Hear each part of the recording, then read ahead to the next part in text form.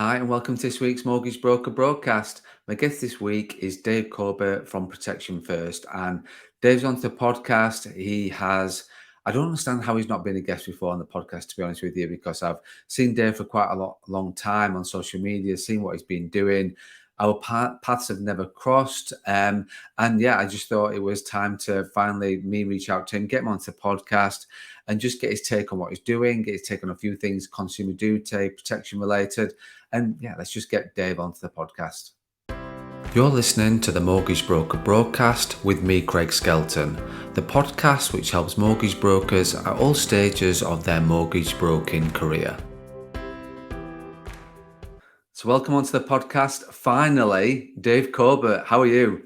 I'm good, Craig. How are you, mate? Yeah, very good, thank you. Very good. So good to get you onto the podcast finally. Finally.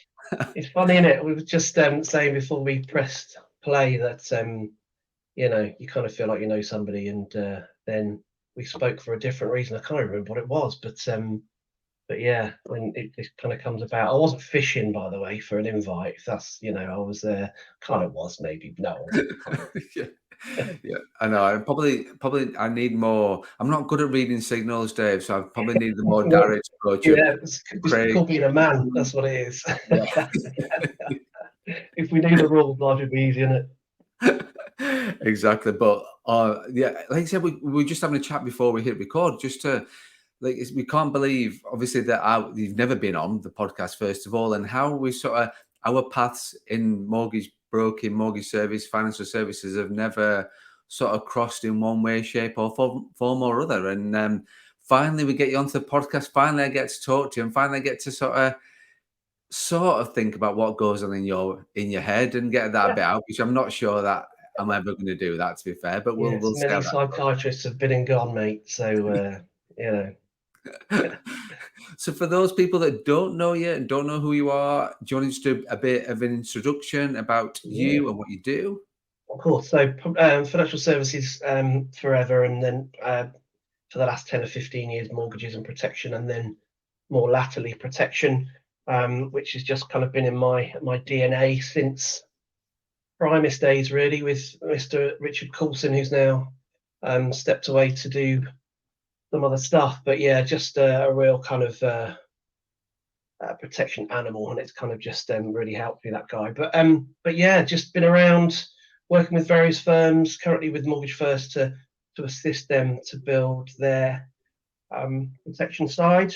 And that's my bread and butter day in, day out. I just love that protection side of any business, and especially with consumer duty around the corner. I think it's just more and more in the spotlight, and so it should be. Definitely. No, we will get onto that about the sort of consumer duty side of things, and obviously what you do day in, day out. So yeah, it's sort of, I think it has to be, it's good timing, because obviously consumer duty comes in at the end of July, which we'll talk about, and the importance of protection and the rest of it. So you've not mentioned mad videos, your social media. You've not mentioned about your Labradoodle. Coventry City fan Yeah, as she's well. here somewhere. Not home today. She's here somewhere. Yeah, barking at squirrel somewhere. Yeah, so the social media side, funny enough, I kind of, again, these things are often contrived, and this kind of was really, because when you're a regional sales director with Primis, they've all got a speciality. And I was sitting there thinking, bloody hell, what have I got to give? And just think, well, it's not looks, not personality, so what can we do? And there was a gap for the social media side, and they just took it on, and they were fantastic and still are around the social media piece, and they work with Chris Target and various things, and they've been they allowed me to kind of express myself through social media and kind of see if we could get leads. And when I was recruiting, which I was at the time, I mean, LinkedIn then was a fantastic tool to help you recruit. And the amount of people that have approached me because of, I fooled them, but friendly face and all that, that was how it worked. And it was just allowing accessibility, and making people feel that you're approachable. And I didn't really overthink it. I mean, it's come on leaps and bounds, but it's just funny because when we're at Primis, you'd go on these leadership events and overseas, and you would notice the really switched on principals of big firms who would go, we've got to tap into this, way ahead of anyone that was going, I'm not doing silly dances on social media. And you thought, well, they'll catch up in 10 years when it's too late. Too And the late. ones that would, you'd come off stage and they'd go, mate, can I have a quick word? And can you come and see us and go through it? And the power of it. And those firms now are just way, way ahead. You know, they've got chat GPT algorithm, God knows what's going on in the background, and lead sources as a result. So there's method in my madness, I suppose. Now I'm back on the tools and advising on life insurance and business protection.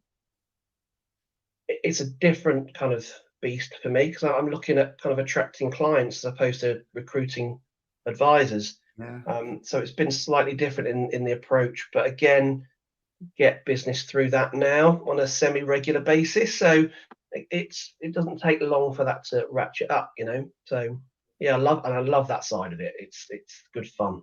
Take yourself Yeah. too seriously and all that. Yeah. No, definitely. I think that, like you say, I think it is that different skill set that you've sort of switched to from, which obviously you've got in your DNA anyway, like you said before about the protection. So you've gone from Mm, using social media to recruit firms and get people to know you that way. And now people are knowing you from a personal protection point of view, business protection point of view as well. But it's still the same Dave. It's still the same person. And it's still the same person under the bonnet kind of thing in terms of what you do with regards to day in, day out, and how much passion you've got about protection, which you clearly, from what I've seen, you've always had. So yeah, yeah. So yeah. It is an interesting one, because people often say attract your tribe and all that nonsense, but you know it's kind of true. There's a truism in most things, and a lot of people won't like my stuff and won't want to be approached by that. You know, we were talking about my brother-in-law the other day. He was looking for a wealth advisor, and he lives overseas, teaches in UAE, and you know, trying to find a fit for him was interesting, because he's you know, he's quite a straight guy. And Adam, if you're listening, you know, he wouldn't want anyone turning up in a super dry hoodie and cracking on. It's not his bag. right, So you right. kind of have to think about that, and tracing that back to social media. It's the same. People are going to look at me getting 3 or 4 inches off the ground doing parkour with thinking, who the bloody hell's videoing this? The wife, thinking you're an idiot, and think this bloke's an arse. I'm not going near him. But that's absolutely fine, because you know they can get someone who's suited and booted with green bays and in an office somewhere, because Yeah.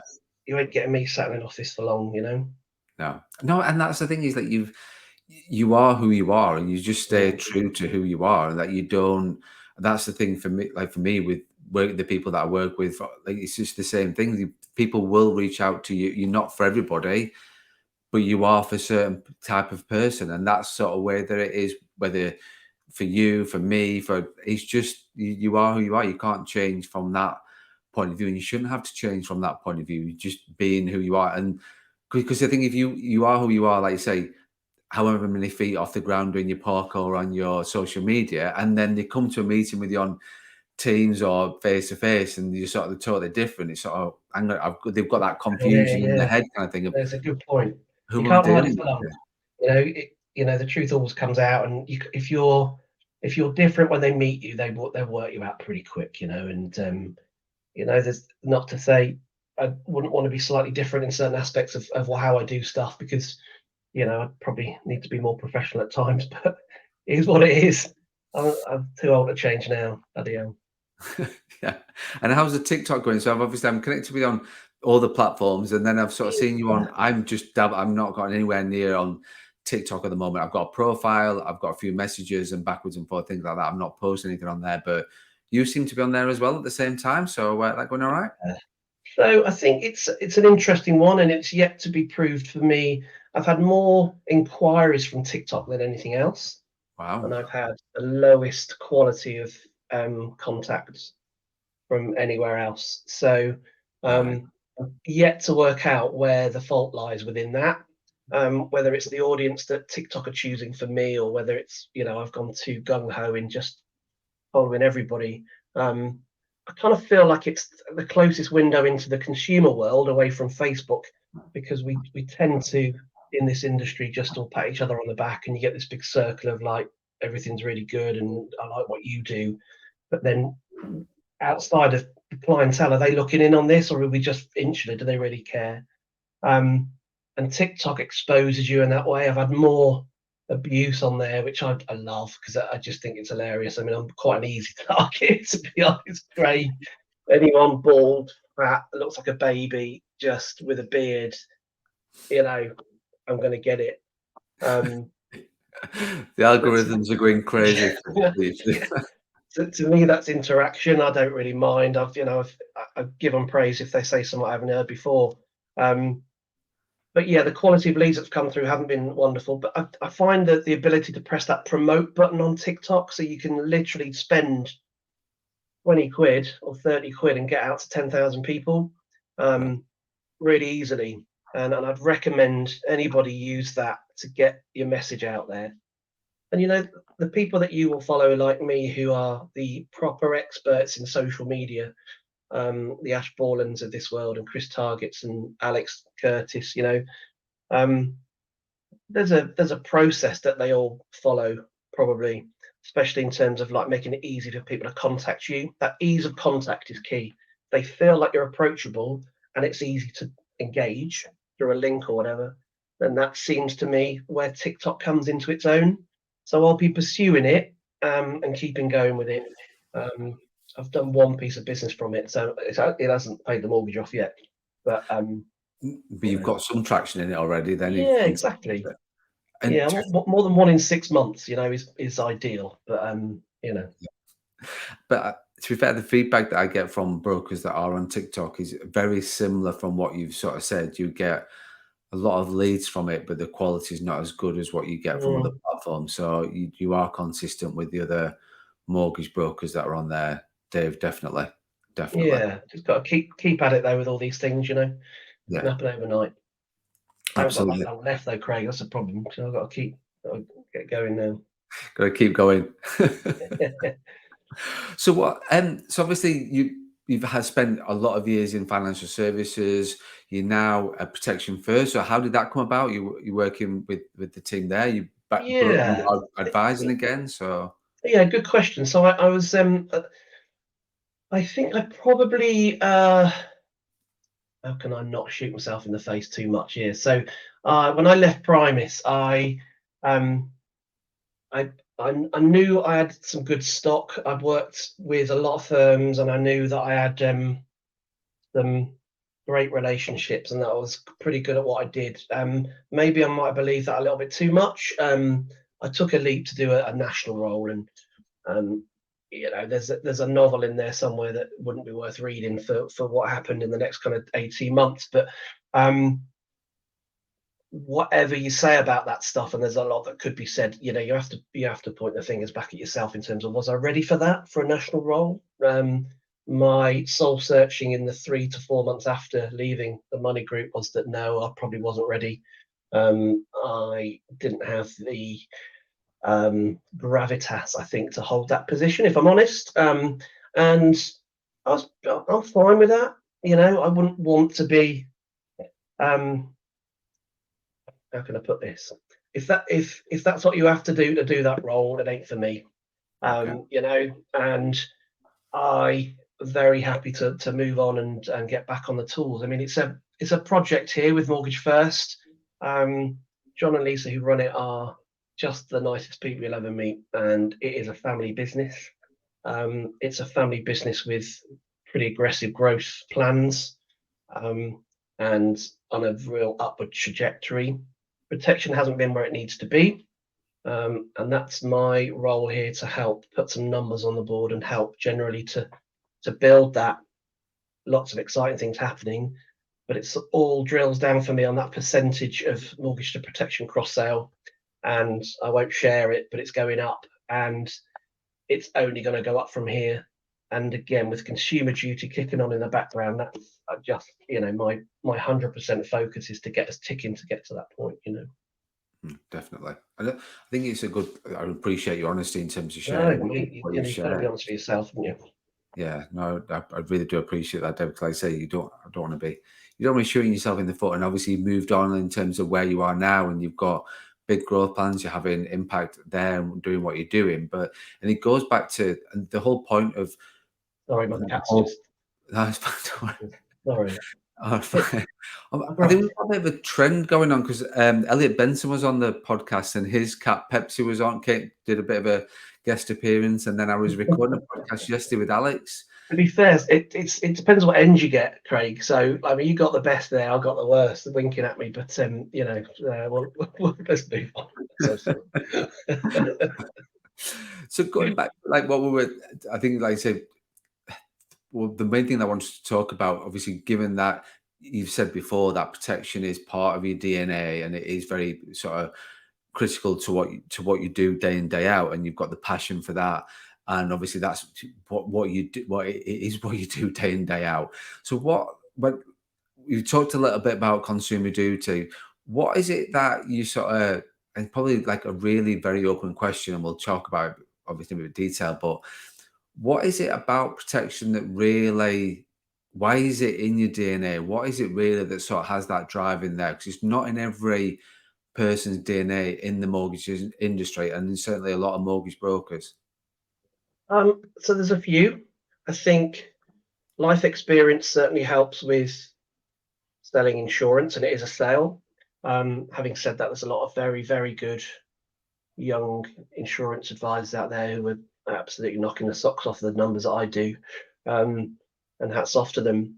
I think that personal experience in terms of people that you know, and for me, my wife had cancer in 2014, and that experience. Um, I love the sales side of it. I love the fact that you can use those skills to influence a client in a positive way.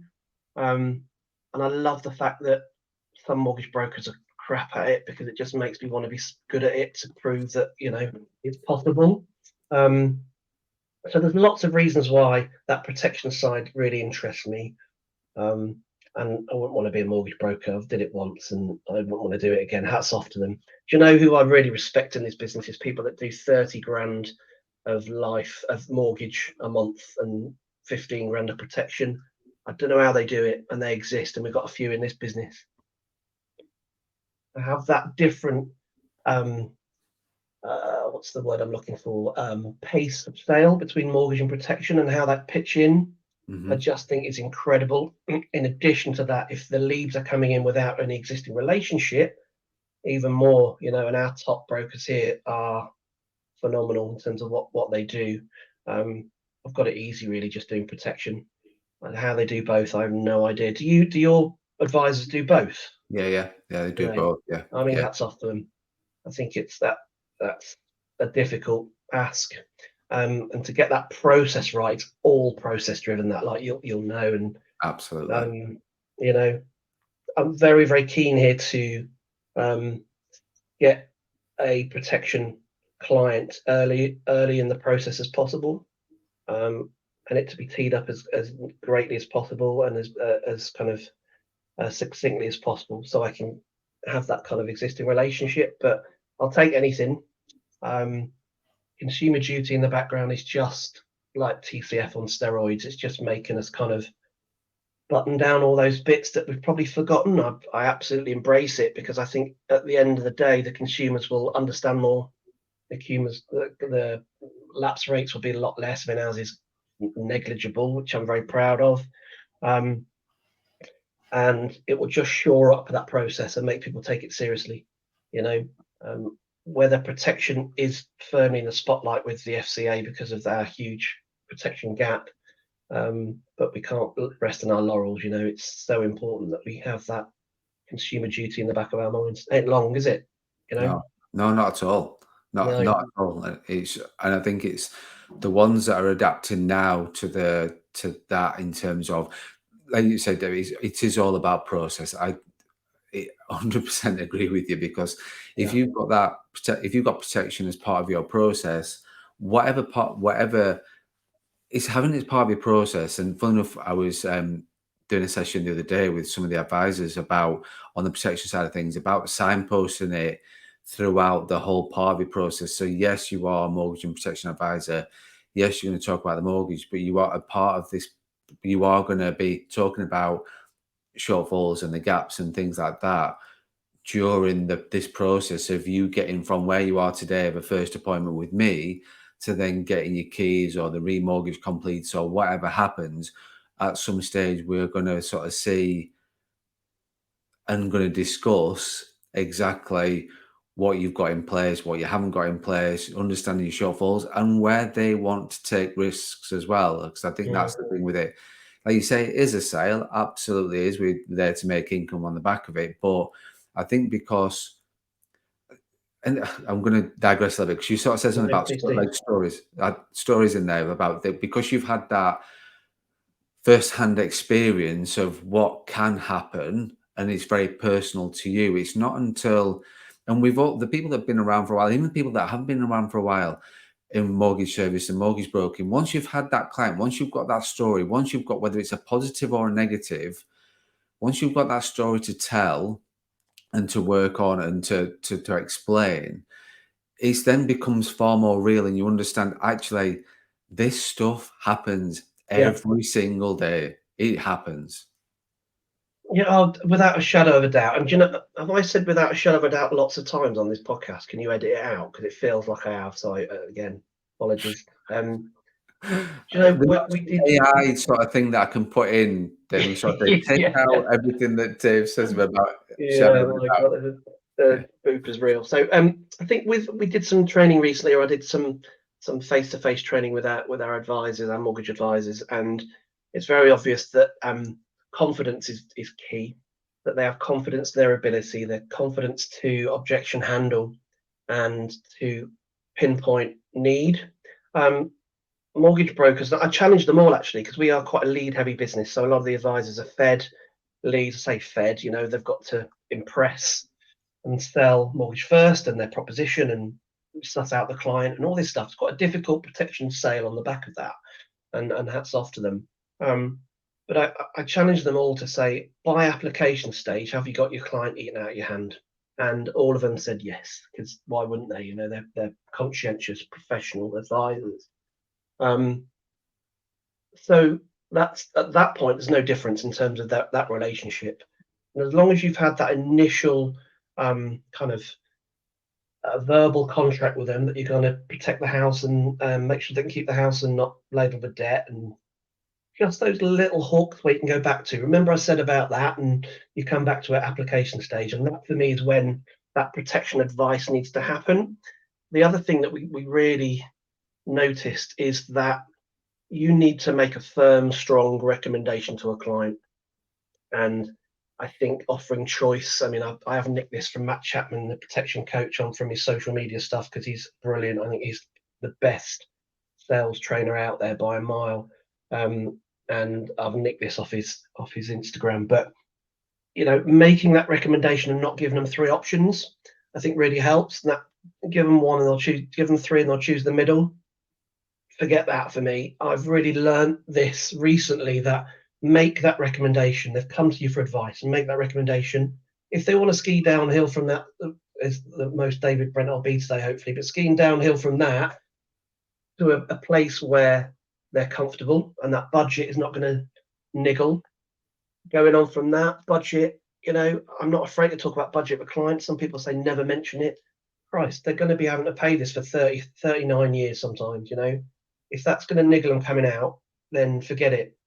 And commission sacrifice to get it over the line. If it's 61 quid, and I know because I'm got emotional intelligence that 59 quid is going to get it over the line, then we'll give them a little bit back. And why wouldn't we? We're well paid for stuff. And all of those, once you've got that ingrained in you and you're with a client and it's kind of this moving conversation all the time, easier for me because it's protection only. But if mortgage brokers crack that, it's a doddle, absolute doddle. There you go. I don't know where we started with that sentence. No, it's a good point. I think there's a few things I sort of picked up on there, which is budget. Like I say, people can sometimes stay away from budget and Yeah. not skiing downhill and all those sort of things. I totally get that, and yeah, that's the terminology that people will use because that's just the way that we sort of phrase it and look at it. But I think, like I say, you're absolutely right with regards to it's about the budget. It's not about the client's got to feel as though you're on their side. I talk about that from a point of view of this is what I should be recommending. This is like the actual thing. But I know that that's going to cost you £200. Yeah, well, that's where you're recommending. But then you're skiing downhill to get within their budget because, like you say, they're paying that for the next however many years, and you want them Mm. to keep paying it for however many years. So there's no point. I think that's a shift from my experience, and this is just my thought, Dave, on it. In terms of, I've worked for large corporate, throw as much against the wall as you can, hope some of it sticks from a protection point of view. Not talking about the mortgage, talking about a protection point of view.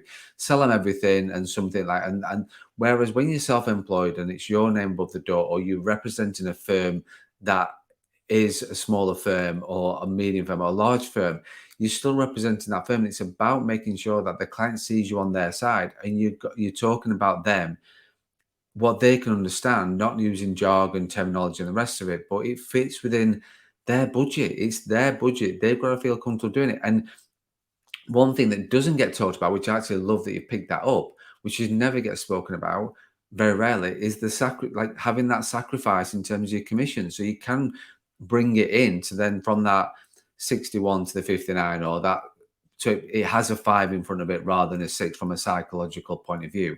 And you will, if you need to do that to get over the line, then it's fine. It's okay. Like that's okay to do that because you're still making sure that your client is fully protected because you've got the best interest of the client, which you always should have. It's always about the client and the service, and not about your sales targets or what you need to achieve or just getting some business on to say it's written. That's a lot of brokers which come from the corporate world where it is all about write the business, right? Oh, I've written this month, I've written this, I've written that, but then nothing comes out the back end. You've got to change that habit and flick that switch from your own mindset point of view of thinking, I'm not in that world anymore. What does it mean in this world? And it's all about making sure the client's protected and that policy sticks, goes on risk and sticks. So there's no lapses like you talk about, and there's no gaps and risk from a client point of view, and the shortfalls are not addressed. And you said needs. That's what it's all about, isn't it? It's needs and budget.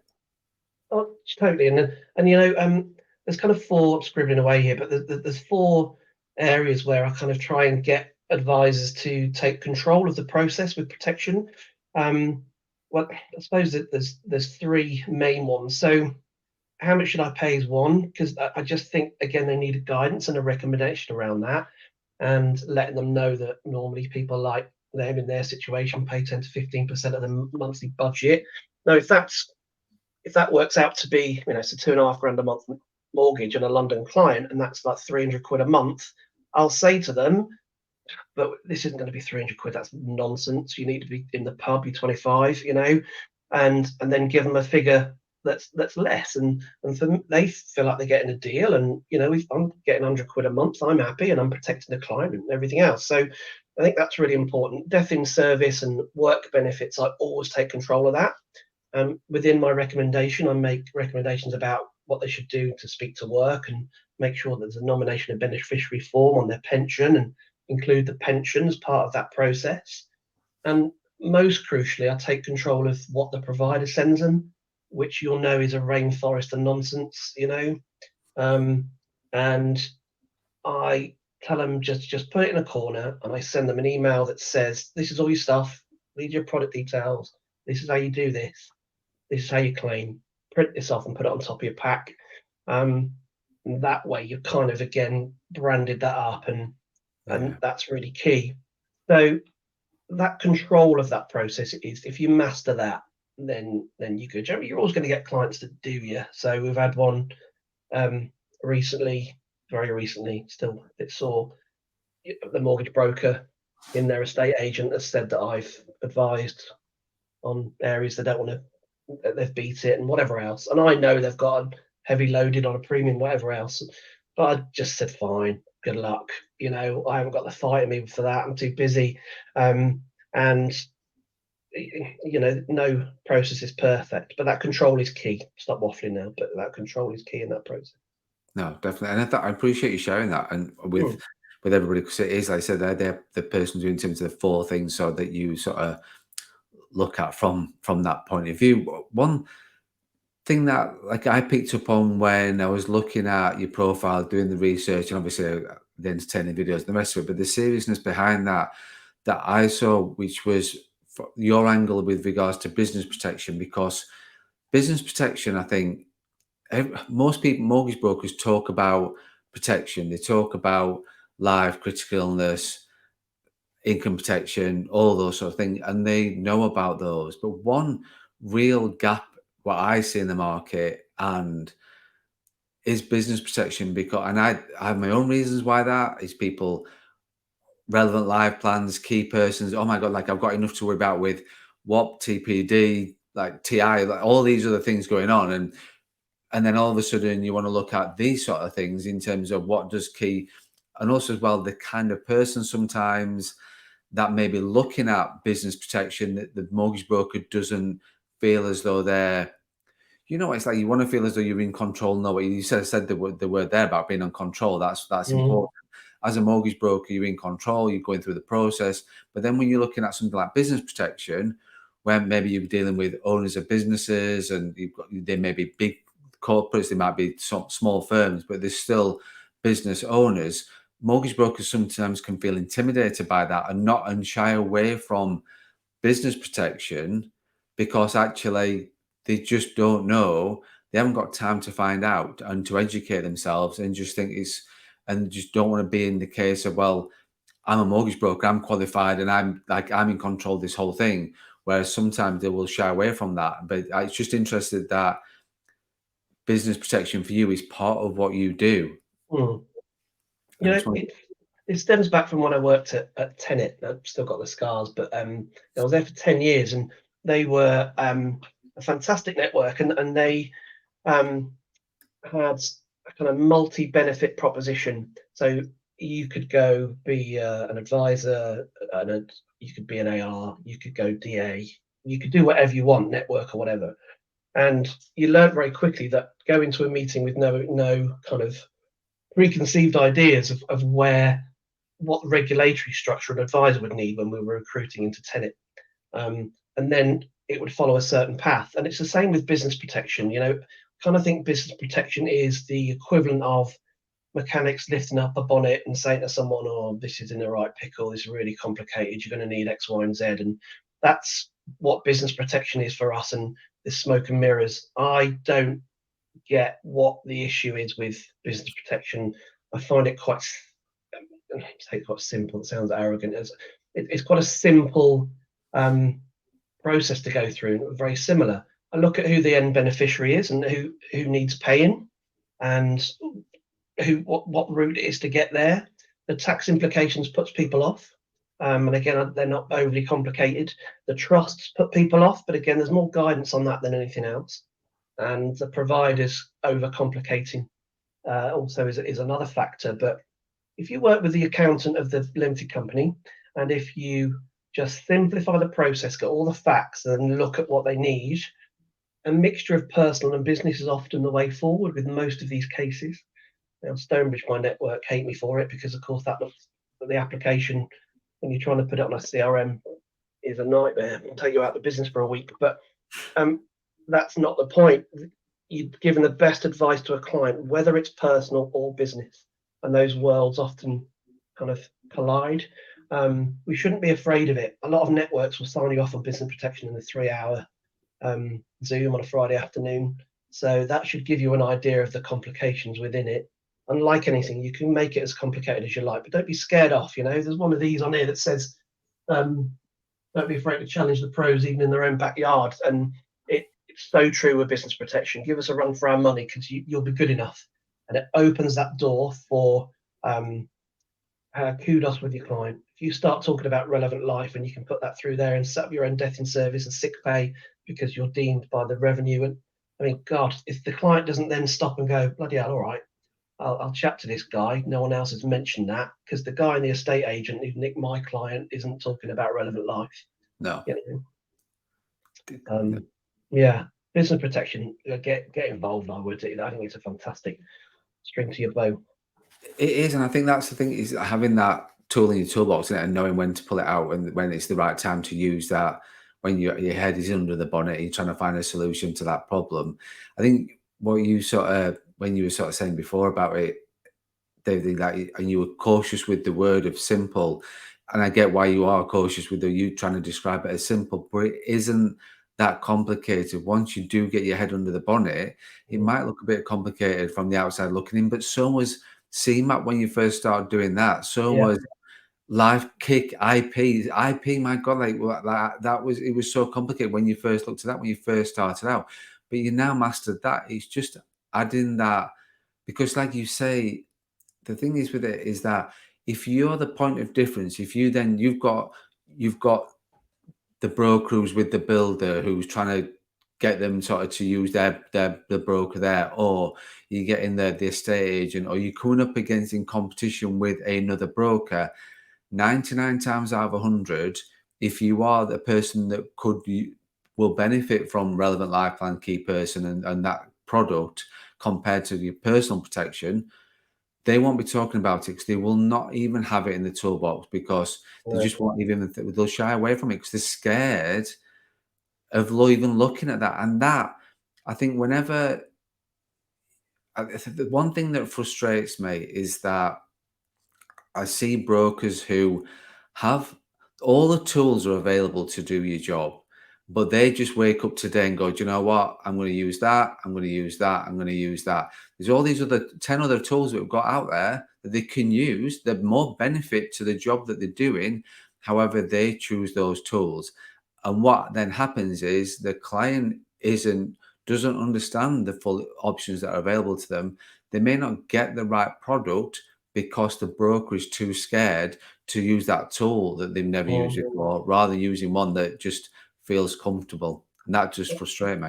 Yeah, it's when we were doing this, the work with our advisors in the last kind of 3 or 4 months and the face-to-face stuff, um, we were talking about, in 90% of cases here, and again, I'll be cautious with this because, stuff isn't off the peg, but in 90% of cases, I know what my recommendation is gonna be, pretty early on.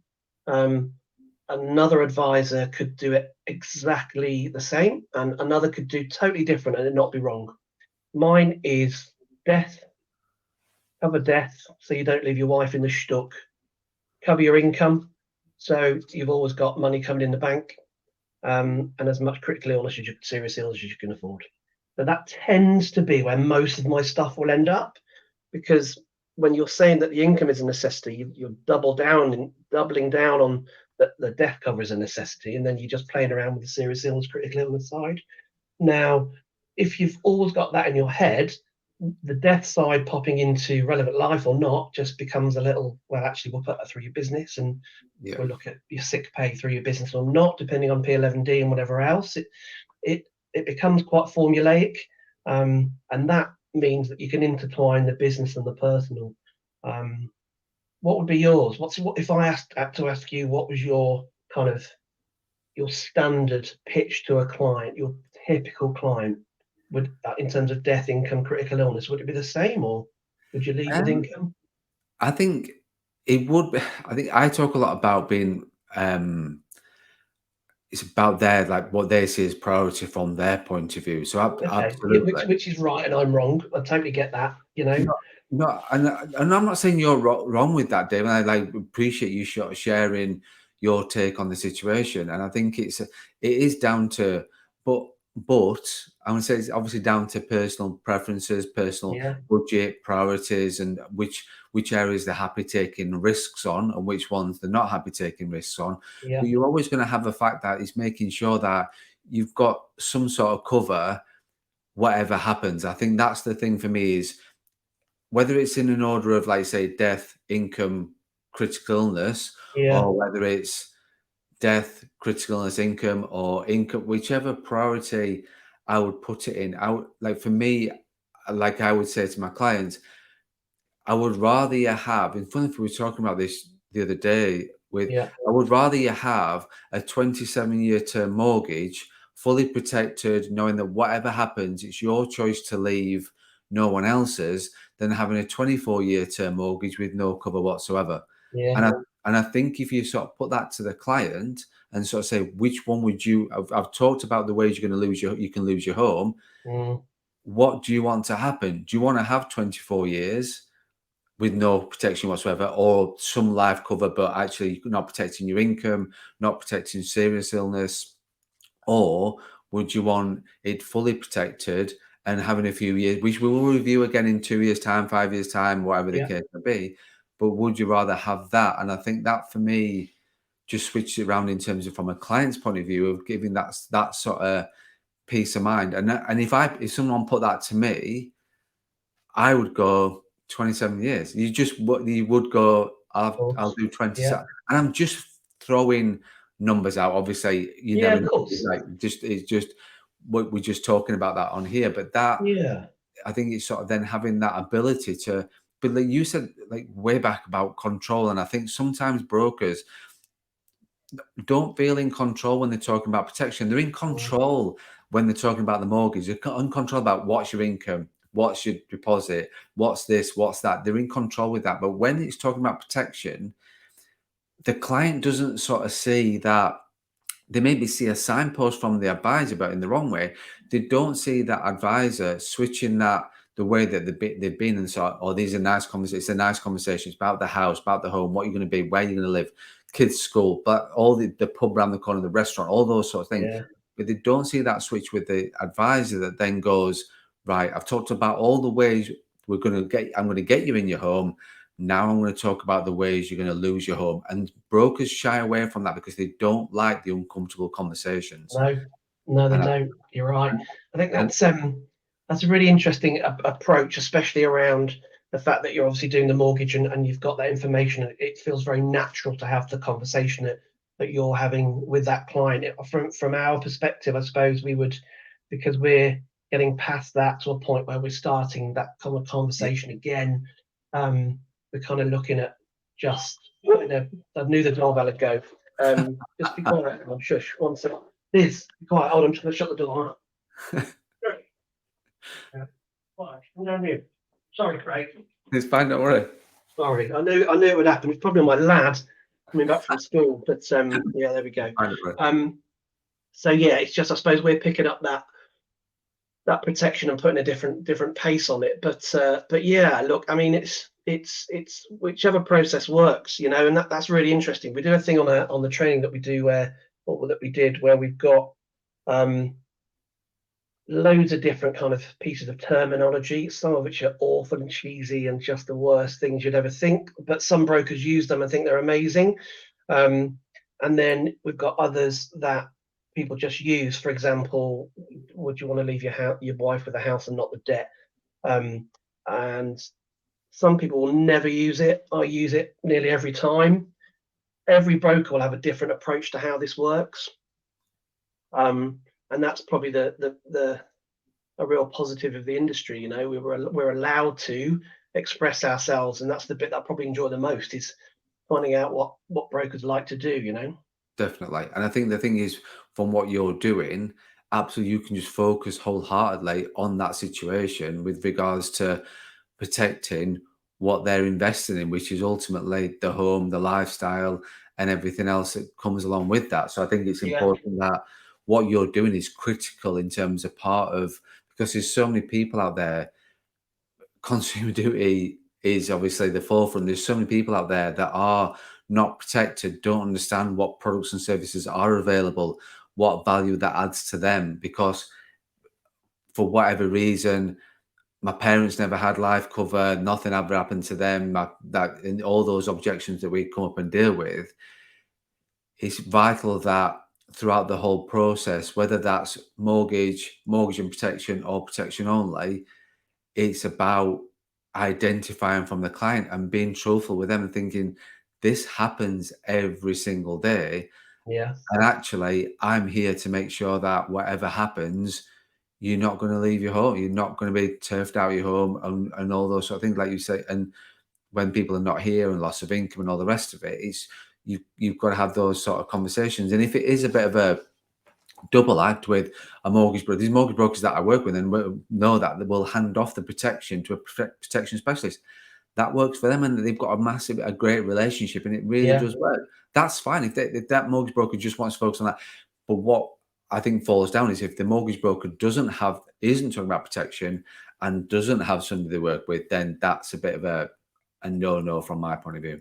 No, I agree. It's funny, it's tough because I'll give you an example. I was on TikTok the other day, did a silly video. Well, silly, it was quite a serious video for me, which was about, when you hear someone's got cancer, the first thing that pops into my head is, Christ, I hope they've got cover, And I got quite a lot of stick on TikTok for it. People going, well, that's not. I don't think of insurance straight up. I think of like, are you okay? And is there anything I can do to help? And I'm like, oh, Christ.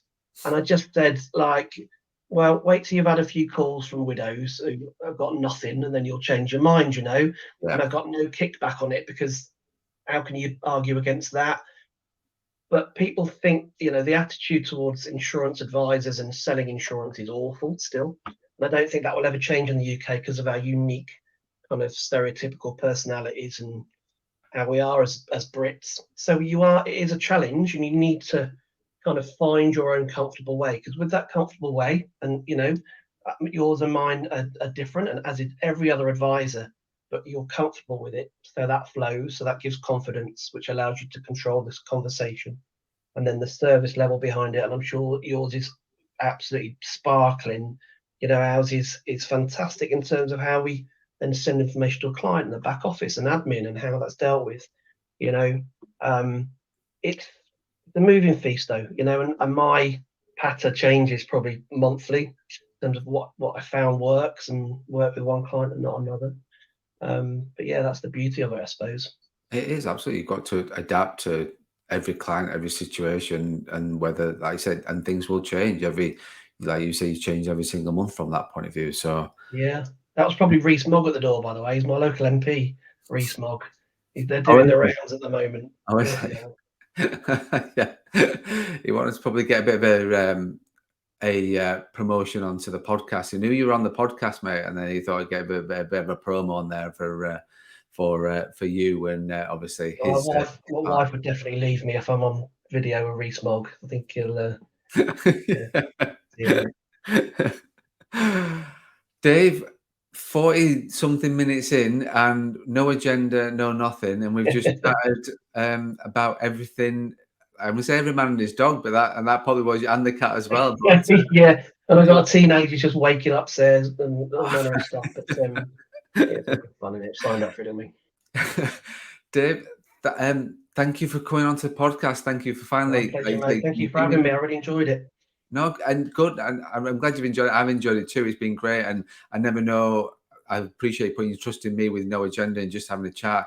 Been great to get your take on a lot of things and your honesty as well, where you're at with a lot of things. So yeah, brilliant. Thank you so much for coming on to the podcast. Cheers, mate. We'll have a beer sometime, eh? Definitely, we definitely will be. Don't Oh, worry about that. We will certainly will be. All right, catch up with you soon, mate. see you, mate. Thank you for listening to the Mortgage Broker Broadcast, the podcast which helps mortgage brokers at all stages of their mortgage broking career. If you have any questions about this podcast or any topics you want us to discuss, or if you're interested in working with me further, then please get in touch.